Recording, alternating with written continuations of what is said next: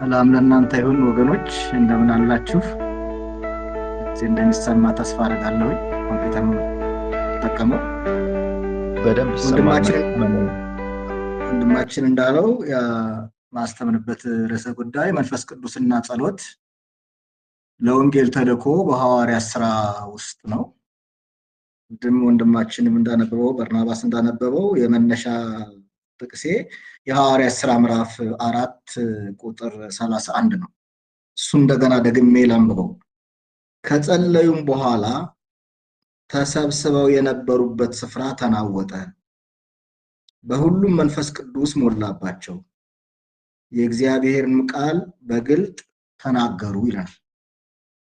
ይህ ጥቅስ ሶስቱን ነገሮች አንድ ላይ በማምጣት የሐዋርያት ሥራን መሰረታዊ ሐሳብ ሊያሳየን የሚሞክር ጥቅስ ነው።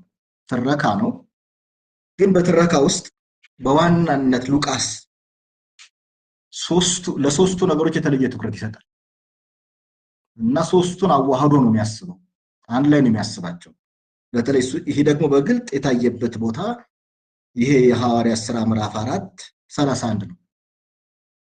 ከጸለዩ በኋላ ይላል፣ ጸሎት አለ። ተሰብስበው የነበሩበት ቦታ ተናወጠ፣ በሁሉም መንፈስ ቅዱስ ሞላባቸው ብሎ አያቆምም። ጸሎት ከመንፈስ ቅዱስ ጋር ያለውን ሊንክ ማየት ትችላላችሁ። መንፈስ ቅዱስ ደግሞ ከተልእኮ ጋር ያለውን ግንኙነት በግልጥ ነው የምትመለከቱት። የእግዚአብሔርን ቃል በግልጥ ተናገሩ፣ ጸለዩ። ጸሎታቸው በጣም በሚያስደንቅ ሁኔታ የእግዚአብሔርን መለኮታዊ አቅርቦት የእግዚአብሔርን መንፈስ አሰራር ወደ እነሱ አመጣ። ይህ የመንፈስ ቅዱስ አሰራር ደግሞ እንዲያው ሞቅ እንዲላቸው፣ እንዲደሰቱ ወይም የሆነ ነገር እንዲያደርጉ ሳይሆን በጣም ግልጥ ነው፣ የተሳለ ነው ወደፊት ለተልእኮ።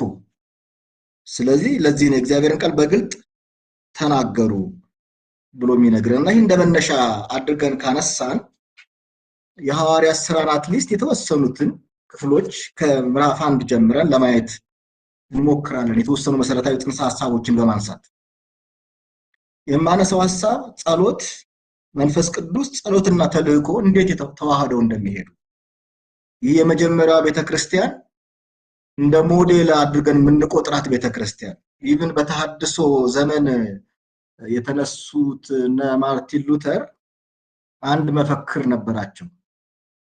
በላቲን አድ ፎንቴስ ወደ ጥንቱ እንመለስ የሚል መፈክር ነበራቸው።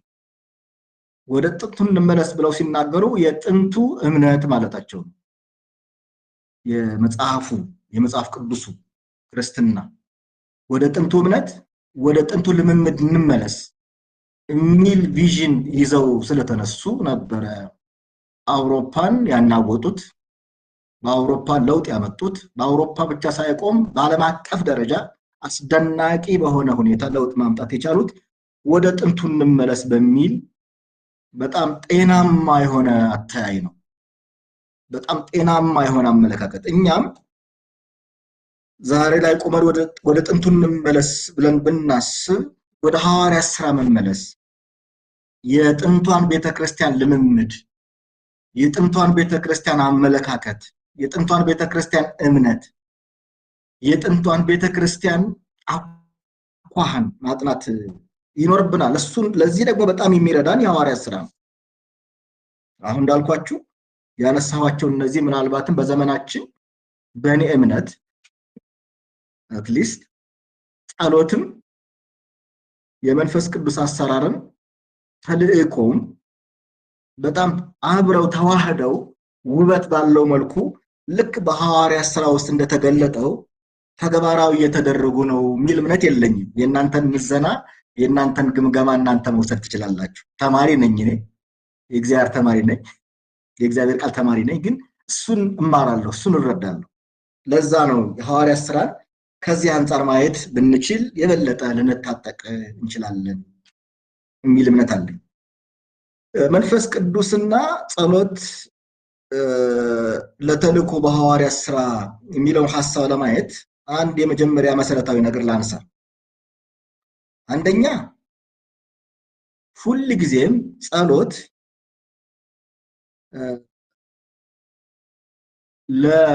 በመንፈስ ቅዱስ ለመታጠቅ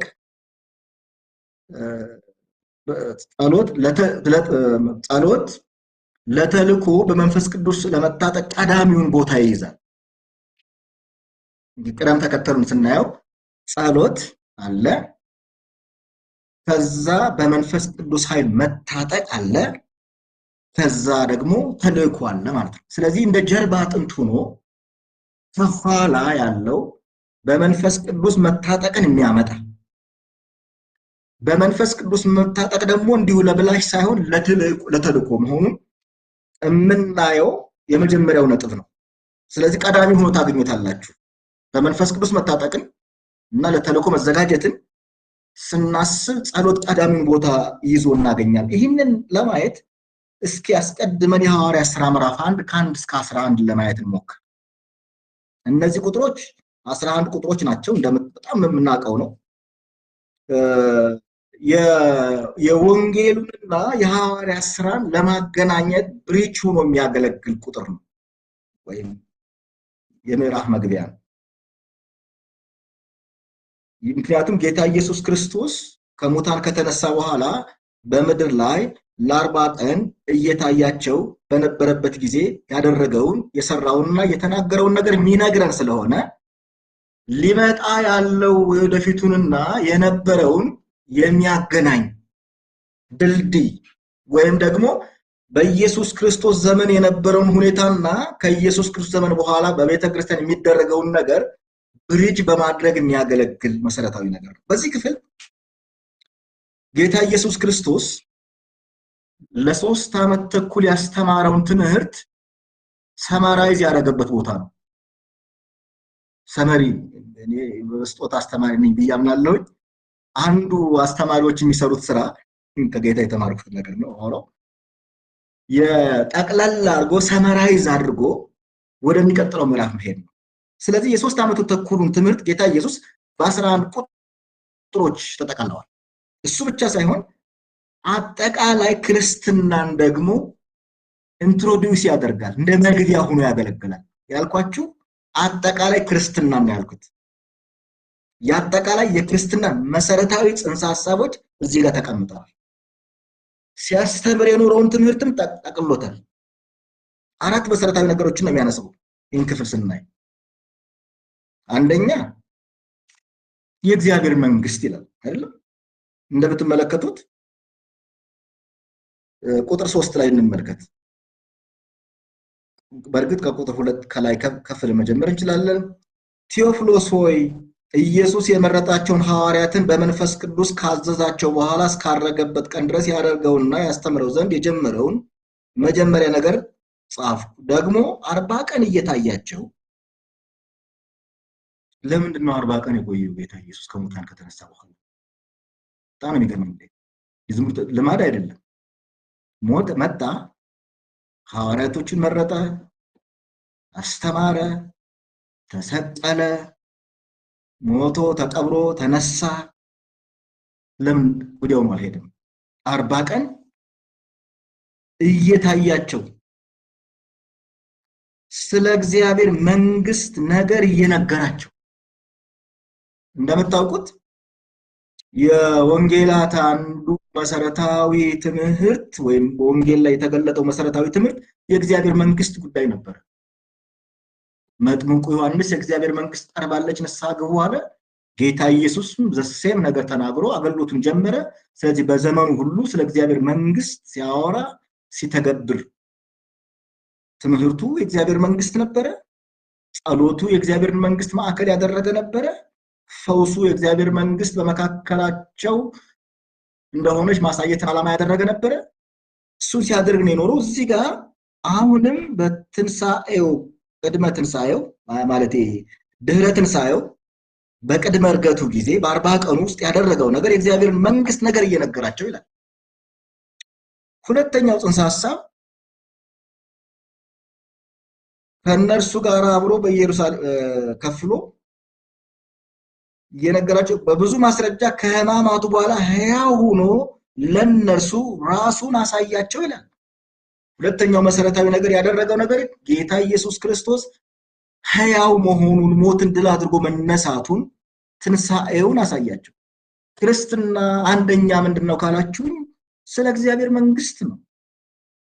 በሁለተኛ ደረጃ ምንድነው ካላችሁኝ የትንሣኤው ህይወት ነው የምንኖረው፣ የዳነው፣ የምንመላለሰው፣ የምንመሰክረው፣ የምናስተምህረው።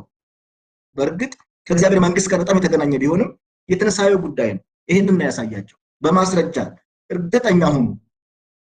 እናንተ እርግጠኛ ካልሆናችሁ የሚቀጥለው ትውልድ ምን መልእክት ሊደርሰው ይችላል? ከዚህ የተነሳ እርግጠኛ እንዲሆኑ በማስረጃ ሞቼ ተነስቻለሁኝ እርግጠኛ ሁኑ ይሄው በማለት በስማ በለው ሳይሆን በማስረጃ አሳይ። ስለዚህ ትንሣኤ ጉዳይ ነው። ሶስተኛው ቁጥር 5 ላይ በጣም የምትመለከቱት ከኔ የሰማችሁትን ከአብ የሰጠውን የተስፋ ቃል ጠብቁ። ዮሐንስ በውሃ አጥምቆ ነበርና እናንተ ግን ከጥቂት ቀን በኋላ በመንፈስ ቅዱስ ትጠመቃላችሁ አለ። ቁጥር 7 ላይ 6 እና 7 ላይ የነሱን ጥያቄ የሚመለከት ነው። ጥያቄዎቻቸውን እንደገና ዳይቨርት አድርጎ ነገር ግን መንፈስ ቅዱስ በእናንተ ላይ በወረደ ጊዜ ኃይልን ትቀበላላችሁ ብሎ ከጥያቄዎቻቸው ከንቆቅልሾቻቸው ከነበራቸው ሁኔታ እንዲመለሱ ያደረጋቸው ወደ መንፈስ ቅዱስ ነው። ወደ መንፈስ ቅዱስ አሰራር በመንፈስ ቅዱስ ወደ መታጠቅ ጉዳይ ነው የመለሳቸው። በጣም የሚገርመው ነገር አብ የሰጠውን ተስፋ ቃል ጠብቁ የሚል ቃል አለ። እንዴት ነው የጠበቁት የሚለውን ማሰብ ከአጠቃላይ ከመጽሐፍ ቅዱስ አስተምህሮ አንፃር ማየት እጅግ በጣም አስፈላጊ ነገር ነው። ተስፋ የተሰጣቸው ሰዎች ናቸው። የተሰጣቸው ተስፋ በጣም ትልቁ ተስፋ የመንፈስ ቅዱስ ጉዳይ ነበር። ዓለም የማትረዳው በነገራችን ላይ ምዕራቡ ዓለም ለምንድን ነው የወደቀው ብላችሁ ብትጠይቁኝ ከመንፈስ ቅዱስ ጋር ያላቸው ግንኙነት ደካማ መሆኑ ነው። ሰማይ የነካ ዕውቀት አላቸው። ያልጻፉት የኮሜንታሪ አይነት የለም። የማያነበንቡት የለም። የማይሰሩት ነገር የለም። ግን ከመንፈስ ቅዱስ ይልቅ በራሳቸው ዕውቀት የሚታመኑ ከመንፈስ ቅዱስ ኃይል ይልቅ በራሳቸው ጥበብና ጉልበት የሚተማመኑ ስለሆኑ ምዕራባውያን ቸርቾች አንዳንዶቹ ባዶ ናቸው። ይሄንን እኔ ምስክር ነኝ፣ አይቻለሁ። አንዳንድ ቦታ ምንድነው ባዶነታቸው? ምንድነው የጎደላቸው ካላችሁኝ ከዚህ ከመጽሐፉ አስተሳሰብና አመለካከት ያውን አብ የሰጠውን ተስፋ ጠብቁ፣ መንፈስ ቅዱስ በእናንተ ላይ በወረደ ጊዜ ኃይልን ትቀበላላችሁ ከሚለው አመለካከት ያፈነገጠ ህይወት ስለሚመሩ ነው። እኛም ከዚህ አናመልጥም። በእርግጥ ከዚህ ካፈነገጠ ስለዚህ ጠብቁ ሲባሉ እነዚህ ሰዎች እንዲያው እንዴት ነው እየጠበቁ የነበሩት የሚለውን ማሰብ በጣም አስፈላጊ ነው። በጣም ፕሬግናንት ወርድ ነው ጠብቁ። እንግዲህ ይህንን ተከትለን ሌሎችን ክፍሎች ማየት እንችላለን። ሲጠብቁ እየተጫወቱ ይሆን? እያሙ ይሆን? እያነበነቡ ይሆን? ወይስ ደግሞ እየተከራከሩ ይሆን? ወይስ እየተሟገቱ ይሆን የሚለው ማሰብ በጣም ቀላል ነው። የነበሩት በጸሎት ውስጥ ሆነው ነበር የሚጠብቁ። ስለዚህ እዚህ ጋር ያለው ሌላም ቦታ በጣም ክላሪፋይ የተደረገው ነገር የመንፈስ ቅዱስን ኃይል መቀበልን ሁሉ ጊዜም ጸሎት ይቀድመዋል። ከዚህ የተነሳ የመንፈስ ቅዱስ ኃይል ለተልእኮ ያዘጋጃቸዋል፣ አቅም ይሰጣቸዋል፣ ጉልበት ይሰጣቸዋል። እንግዲህ ሶስተኛው ነገር የመንፈስ ቅዱስ ነው ብያቸዋለሁ። እንደገና መለስበታለሁ። ሶስተኛው ነገር የምትመለከቱት በጣም ከክርስትና አንኳር ከሆኑ ነገሮች አንፃር የእሱ ዳግመኛ መምጣት ነው። ይሄ ሁሌ ነው በጣም የሚገርመኝ ይህ ክፍል። ለምንድን ነው ዝም ብሎ ያልሄደው? ከከተማ እንዲወጡ አደረጋቸው። እያዩት ምክንያቱም በጣም የተዛባ መረጃ እንዳያስተላልፉ ይፈልጋል ጌታ ኢየሱስ። በትክክል እያዩት ወደ ሰማይ ወጣ፣ ወደ ሰማይ አረገ፣ ፈዘው ቆመዋል። ነገር ግን መላእክቶቹ ሁለት ሰዎች በአጠገባቸው ቆሙ ስለሚል ደግሞ የገሊላ ሰዎች ወደ ሰማይ እየተመለከታችሁ ስለምን ትቆማላችሁ? ቆማችኋል። ይህ ከእናንተ ወደ ሰማይ የወጣው ኢየሱስ ወደ ሰማይ ሲሄድ እንዳያችሁት እንዲሁ ይመጣል አሏቸው ይላል። አራተኛው የክርስትና አንኳር ፒላር የጌታ ዳግመኛ የመምጣት ጉዳይ ነው። ክርስትና ከነዚህ ከአራቱ ምሰሶዎች ውጪ ነው ብያለሁ። የእግዚአብሔር መንግስት አለ፣ ትንሣኤ ህይወት አለ፣ የመንፈስ ቅዱስ ኃይል አለ፣ የጌታ ዳግመኛ መምጣት ጉዳይ አለ። ይሄ ያላቸው ሰዎች ስለሆኑ ተልእኳቸውን በብቃት ይወጣሉ። የእግዚአብሔር መንግስት የገቡበት ግዛት ነው። ትንሣኤው መልእክታቸው ነው። መንፈስ ቅዱስ ኃይላቸው ነው። የጌታ ዳግመኛ መምጣት ደግሞ ተስፋቸው ነው። ይህንን አንጠልጥሎ የሚይዘው በጣም መሰረታዊ ነገር እነዚህን ሰዎች ለዚህ ሁሉ ሊያበቃቸው የሚችለው ጉዳይ የመንፈስ ቅዱስ ጉዳይ ነው። በጣም የሚገርም እንደገና ቢገባን እንደገና ልባችንን ቢሰብረው እንደገና በእውነት በጣም ኮንቪንስ ቢያደርገን የምንችል የሚመስለን ብዙዎች ነን። እነዚህ ሰዎች ከጌታ ከኢየሱስ ክርስቶስ የተማሩ እንግዲህ ስለ ጌታ ስለ ኢየሱስ ሲወራ ጌታ ኢየሱስ ክርስቶስ ራሱ መጽሐፍ ነው ይባላል። ምክንያቱም መጽሐፍቱ ሁሉ ስለኔ ይናገራሉ ስለሚል ራሱ መጽሐፍ ነው። ራሱ ትምህርት ቤት ነው። ጌታ ኢየሱስ ራሱ አስተማሪ ነው። እና ተንቀሳቃሽ ትምህርት ቤት ነበር። የሆነ ጎጆ ቤት አልቀየሰም፣ ህንጻ አልገነባም፣ ግን ከሱ ይማሩ ነበር። መማሪያቸው የሱ ጉያ ነው። ከሱ አጠገብ ሆነው ይማሩ ነበር። ስለዚህ ከሱ ፈሊቁ ከጌታ ከኢየሱስ 3 ዓመት ተኩል የተማሩ ሰዎች ናቸው። ግን መማራቸው በቂ አይደለም። ለምን ሰማይ አንወጣም? ለምን ጨረቃ ላይ አንደርስም? ማለት በነገረ መለኮትም ቢሆን ማለት ነው። መማር ጥሩ ነው፣ ግን የመንፈስ ቅዱስን ኃይልና አሰራር የሚተካ ነገር ፈጽሞ የለም። እነዚህ ሰዎች የተማሩ የሰለጠኑ ናቸው። ስለ እግዚአብሔር መንግስት የተማሩ፣ ስለ ትንሣኤው የገባቸው፣ ስለ ዳግም መምጣቱ የተረዱ የገባቸው፣ ያወቁ፣ ቀለም የበጠሱ ሆነው ሳለ አሁንም ከምድር ያልተላቀቁ አሁንም በጥያቄ የተያዙ ሰዎች ነበሩ። ለዚህ ነው እነርሱም በተሰበሰቡ ጊዜ ጌታ ሆይ በዚህ ወራት ለእስራኤል መንግስትን ትመልሳለህን ብለው ጠየቁት። አዳማጮቼ ምን ያህሎቻችሁ ጥያቄ ይኖርባችሁ? አንዳንዱ ጥያቄ ቤታችሁ ነው፣ አንዳንዱ የግላችሁ ነው፣ አንዳንዱ የቤተሰባችሁ ነው፣ አንዳንዱ የአካባቢያችሁ ነው፣ አንዳንዱ የቤተክርስቲያናችሁ ሊሆን ይችላል። ሰዎች ጥያቄ ነበራቸው። ስለዚህ ለጥያቄዎቻቸው ጌታ ኢየሱስ ክርስቶስ ምላሽ ከመስጠት ይልቅ ለተልእኮ መብቃት የሚችሉበትን አቅጣጫ ነው የሚያሳያቸው። ነገር ግን መንፈስ ቅዱስ በእናንተ ላይ በወረደ ጊዜ ኃይልን ትቀበላላችሁ፣ ከዚያም በኋላ በኢየሩሳሌም፣ በይሁዳ፣ በሰማርያ እስከ ምድር ዳርቻ ድረስ ምስክሮቼ ትሆናላችሁ። በእርግጥ ብዙ ጊዜ ምስክሮቼ የሚለው ቃል እንግዲህ ጠብቁ የተባሉ ሰዎች ናቸው። እነዚህ ሰዎች መንፈስ ቅዱስ በእናንተ ላይ ይወርዳል ስትጠብቁ፣ ከዛ በኋላ ደግሞ ምስክሮቼ ትሆናላችሁ የሚለው ተልእኮ ነው። በደንብ እንደምታውቁት ግን ተልእኮውን በጣም ቦርቀቅ አድርገን ማየት በጣም አስፈላጊ ነገር ነው። ተልእኮ የሚመስለው አንድ ሰው በቃላት መመስከር ብቻ ነው የሚመስለው። በጣም አስፈላጊ ነገር ነው። ኢየሱስ ያድናል። በእርግጥ አንዳንዱ ምስክርነት የዞረበት ነው። ለኔ ሰዎችን ወደ ክርስቶስ የማያመጣ እንዲያውም ያሰናክል ንግግራችን አፕሮቻችን አቀራረባችን ማለት ነው። ምስክሮች ትሆናላችሁ ሲባል የአንደበት ምስክርነትን ብቻ የሚመለከት አይደለም ይሄ ቃል። ይሄ ምስክር መሆን የሚባለው ቃል በአማርኛችን ወይ ዊትነስ የሚባለው ቃል እና ሰማዕት የሚባለው ቃል የመጣበት የግሪክ ቃል ተመሳሳይ ነው። ማርታይሮስ። ስለዚህ የመንፈስ ቅዱስ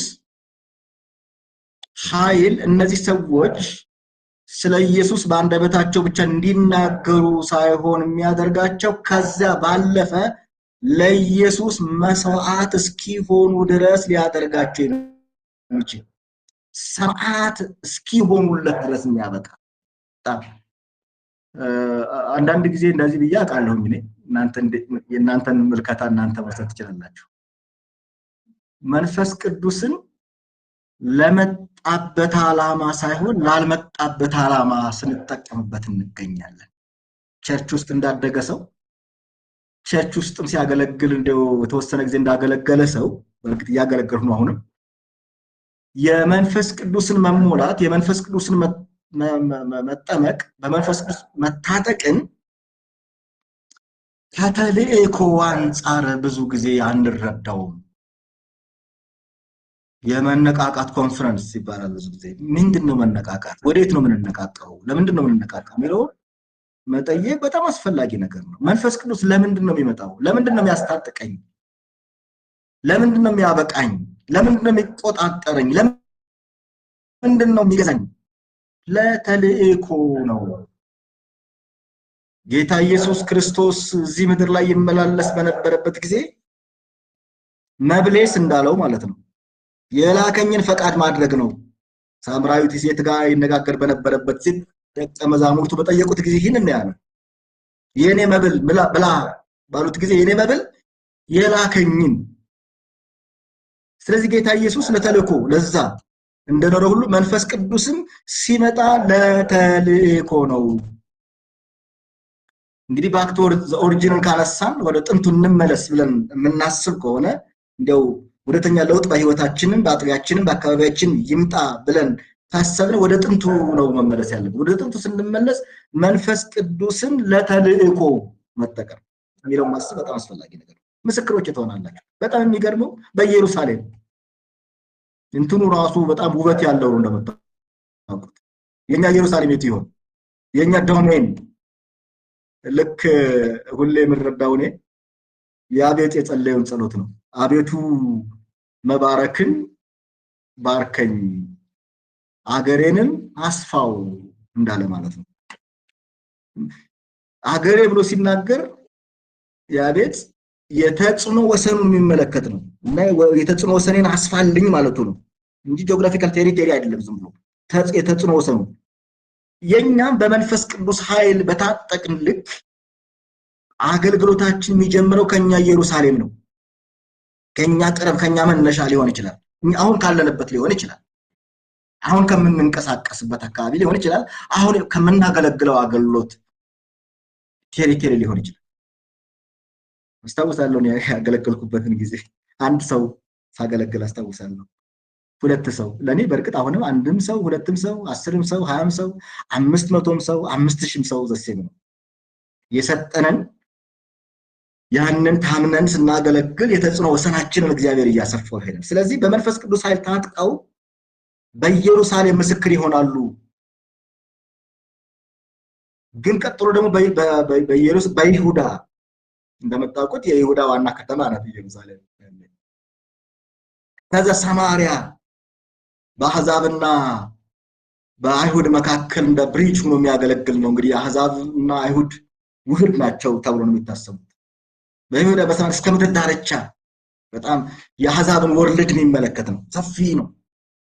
ኢትዮጵያን ጊዜ በሳውዘርን ፓርት ከኢየሩሳሌም ወደ ደቡባዊ ፓርት የምድር ዳርቻ ነበረች ተብሎ ይታሰባል። ስለዚህ ይህንን ማድረግ የሚቻል ምስክር መሆን የሚቻለው እንግዲህ እንዳልኳችሁ እንዴት ነበር ምስክር የሆኑለት ብሎ ማሰብ በጣም ጥሩ ነው። በንግግር ብቻ ነው? በስብከት ብቻ ነው? አይደለም። በህይወታቸው ሳይቀር ለኢየሱስ ለመሞት እንዲቆርጡ አቅም አግኝተው ነበር። ለመሞት ሞተውለታል፣ ሰማዕት ሆነውለታል። ይህንን ያደረጉት እነ ጴጥሮስ በችሎታቸው አይደለም እያልኩ፣ እነ ዮሐንስ በችሎታቸው አይደለም፣ በጉልበታቸው አይደለም፣ ከመንፈስ ቅዱስ በሚያገኙት ኃይል ነው። ለዚህ ነው ጠብቁ የተባሉት፣ ለዚህ ነው ጸልዩ የተባሉት ማለት ነው። ለዚህ ነው መናፈቅ መፈለግ ያለባቸው። በእርግጥ እይታ እጅግ በጣም አስፈላጊ ይመስለኛል። አንዳንድ ጊዜ ስጸልይ እኔ ለምንድን ነው ግን ይህን ጸሎት የምትጸልየው የሚል ድምፅ ምሰማ ይመስለኛል። ማለት አንዳንዴ ለራሴ ስለምጸልይ ሰልፊሽ ስለመሆን ከሱ ዘላለማዊ ተልእኮ አንጻር ስለማልጸልይ ማለት ነው። እና ጸሎታችን የመንፈስ ቅዱስን ፍላጎታችን ኢቭን የመንፈስ ቅዱስን ስጦታ ማግኘት ፍላጎታችን ከእግዚአብሔር ተልእኮ እግዚአብሔር ተልእኮውን ያህል ዋጋ የሚሰጠው ነገር የለም። ተልእኮን ያህል እግዚአብሔር የተልእኮ ስላችሁ በውጭ ያሉ ሰዎች እንዲድኑ የዳኑ ደግሞ እንዲታነጹ በጣም ኮምፕሊመንታሪ ነው። ነገራችን ላይ በጣም የማነጽ ጉዳይና የመድረስ ጉዳይ የአንድ ሳንቲም ሁለት ገጽታ ነው። ስለዚህ ለዚህ ለሁለቱም ተልእኮ መንፈስ ቅዱስ ብቃትን ይሰጣል፣ ብርታትን ይሰጣል። ለዚህ ነው ከመንደርደሪያው ከመግቢያው የሐዋርያት ሥራ እንደ መግቢያ ለወንጌሉም ደግሞ እንደ ማጠቃለያ ሆኖ ባገለገለው ክፍል ውስጥ የመንፈስ ቅዱስ ጉዳይ በጣም መሰረታዊ ሆኖ የምታገኙት። የተከበበው በጀርባው ወይም ቀዳሚ ሆኖ ጸሎት አለ። ቀደም የሐዋርያት ሥራ ምዕራፍ 4:31ንም እንዳነበብኩላችሁ ማያ መነጽራችን ነው። እዚሁም ጋር እንደምትመለከቱ ጠብቁ ስላለ በጥበቃ በመንፈስ ቅዱስ ኃይል ይታጠቃሉ። በመንፈስ ቅዱስ ኃይል መታጠቃቸው ደግሞ ለተልእኮ እንዲበቁ ያደርጋቸዋል። ጌታ የተባረከ ይሁን። እግዚአብሔር ወደዚህ እውነት እንድንመለስ ይርዳ። በጣም የሚገርመው ነገር ቀጥሎ ያለው ላይ ደግሞ ስንመጣ አሁን ያነሳሁት ክፍል ያለው የቅድመ ጴንጤቆስቴ ወይም ቅድመ መንፈስ ቅዱስ ሙላት ክፍል ነው። ስለዚህ የተነገራቸው መልእክት የሚመለከት ነው። ከዛ በኋላ የምንመለከተው ምዕራፍ 1 ከቁጥር 12 እስከ 14 በጣም ክሊርሊ እናያለን። የተነገራቸው ሰዎች ናቸው። ፋውንዴሽን ተነግሯቸዋል፣ ጠብቁ ተብለዋል። ከዛ በኋላ ጌታ ኢየሱስ ክርስቶስ እያዩት ወደ ሰማይ ሲያርግ ካዩ በኋላ ምዕራፍ 1 ቁጥር 12 ላይ በዚያን ጊዜ ይላል ደብረ ዘይት ከሚባለው ተራራ ወደ ኢየሩሳሌም ተመለሱ። እሱም ከኢየሩሳሌም የሰንበት መንገድ ያህል የራቀ ነው። በገቡም ጊዜ በሚኖሩበት ሰገነት ወጡ። ጴጥሮስና ዮሐንስ፣ ያዕቆብም፣ እንድርያስም፣ ፊልጶስም፣ ቶማስም፣ በርተሎሜዎስም፣ ማቴዎስም፣ የእልፌዎስ ልጅ ያዕቆብ፣ ቀናተኛው የሚባለው ስምዖንም፣ የያዕቆብ ልጅ ይሁዳም ከእነዚህ ሁሉ ከሴቶችና ከኢየሱስ እናት ከማርያም ከወንድሞቹም ጋር በአንድ ልብ ሆነው ለጸሎት ይተጉ ነበር ይላል። የተነገራቸውን ነገር እናስታውሳለን። ጠብቁ ነው የተባሉት። ስለዚህ እንዴት ነው ጥበቃቸውን የሚገልጡት ብዬ አነሳሁትም ለዚህ ነው። ስለዚህ ወዲያውኑ የተገባላቸው የተስፋ ቃል እውን እንዲሆን ጥበቃቸውን የገለጡበት መንገድ በመሰባሰብ በጸሎት ይተጉ ነበር ይላል። በጸሎት መትጋት በጣም መሰረታዊ ነገር ነው። በእርግጥ በሌላም በጣም በጥልቀት ምን ማለት በጸሎት ትጉ የሚሉ ትእዛዞች ታያላችሁ። ጸሎታቸው የተንሻፈፈ አይደለም። በጣም የሚገርመኝ በዚህ ክፍል በአንድ ልብ ሆነው ለጸሎት ይተጉ ነበር ይላል። ይተጉ ነበር ብቻ አይደለም የሚለው። ትጋት ማለት ያለ ማቋረጥ ያንን እግዚአብሔር እንድናደርገው የሰጠንን ተግባር እየከወኑ መቀጠል ማለት ነው። ያለምንም ማቋረጥ ትጋት። ልክ ወንድማችን ተስፋዬ ጋቢሶ እንደዘመረው ሲተጉ የሚያገኛቸው ሲመጣ ጌታቸው ብሎ እንደዘመሩ እየተጉ ደመናም ባይኖር ችግርም ቢኖር ያልተመለሱ ጥያቄዎችን ቢኖሩ በትጋት ያንን እግዚአብሔር እንድናደርገው የሰጠንን ነገር እያደረጉ መቀጠልን የሚመለከት ነገር ነው። ተስፋ ያስቆርጥም እያልኳቸው አይደል? አንዳንዱ ነገር አስታውሳለሁ እኔ አዴት 11 ዓመት አካባቢ ስለቆየሁኝ በጣም ትልቁ እንትኔ ጌታ እንደጠራኝ አውቃለሁ። ጸልያለሁ ረጅም ሰዓት፣ ግን ምንም ይታይ ነገር የለም። ሰዎቹ አይድኑም፣ ሁኔታዎቹ እንዳሉ ናቸው። አንዳንድ ጊዜ ቀላል ነገር አይደለም። ጸንቶ እግዚአብሔር የሰጠንን እንድንከውነው የሰጠንን ነገር እያከናወኑ እያደረጉ በማይደክም በማይላላ ጉልበት እያከናወኑ መሄድ ቀላል ነገር አይደለም። ሆኖም ግን ይህን ልናደርግ ይገባል። እነዚህ ከአባቶቻችን የምንማረው ከቀደሙት ሰዎቻችን የምንማረው ትጋትን ነው። ሁለተኛው ነገር በጣም የሚገርመው ነገር ከትጋት ጋር የተያያዘ በአንድ ልብ ሆነው ይላል። በጣም ነው እኮ የሚገርመው ወገኖች። እኛ አንድ ሆነን እንጸልይ እንላለን። እነሱ እኮ አንድ ሆነው ነው የጸለዩት እንጂ ስለ አንድነት አልጸለዩም። ራሱ እግዚአብሔር ሆይ እባክህን አንድ አድርገን አላሉ። ለምንድን ነው አንድ መሆን ያልተቸገሩት? ምክንያቱም ዓላማቸው አንድ ስለነበር። የተነገራቸው እውነት አለ፣ የወጡለት እውነት አለ፣ የተቀበሉት መልእክት አለ።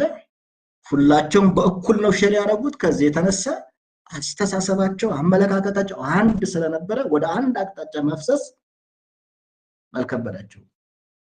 በቤተ ክርስቲያን ውስጥ ወገኖቼ አንድነትን ለማምጣት ጌታ ሆይ አንድ አድርገን ብሎ መጸለይ ሳይሆን አንድ ዓላማ፣ እሱም ደግሞ ተልእኮአችንን በግልጥ ማሳየት መቻል ነው።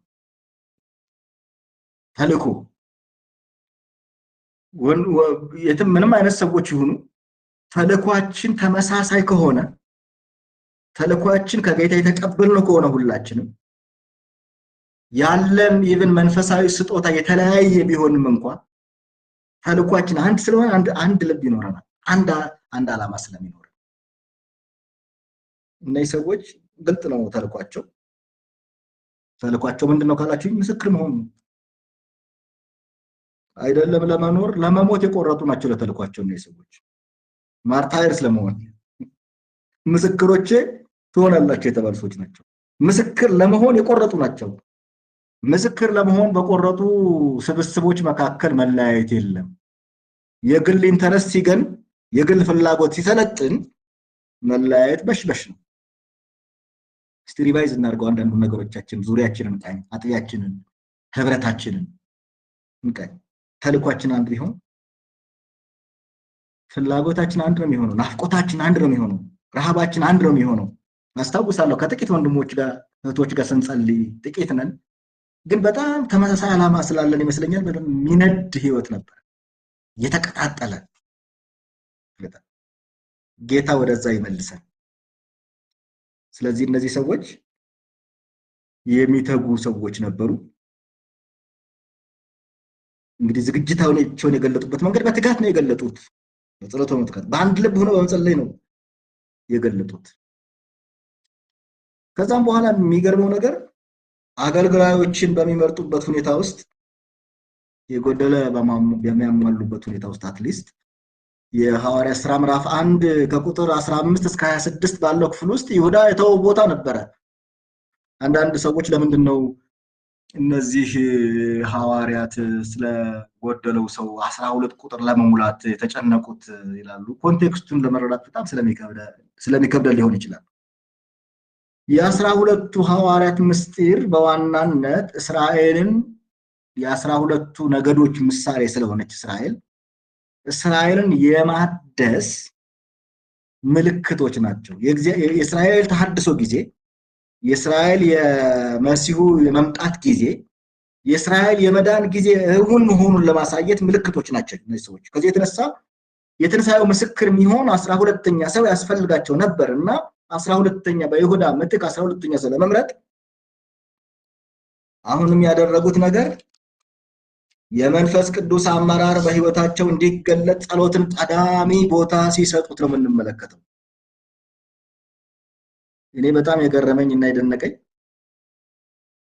በክራይቴሪያ ከመረጡ በኋላ ክራይቴሪያውን ያለፉ ሁለት ሰዎች ናቸው ያገኙት።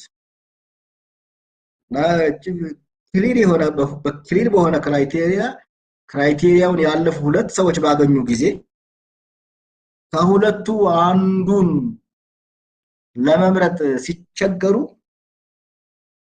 እጣ ለመጣል የጸለዩትን ጸሎት ስትመለከቱ በጣም ነው የምትደነቁት። ቁጥር 24 እና 25 ሲጸልዩም ይላል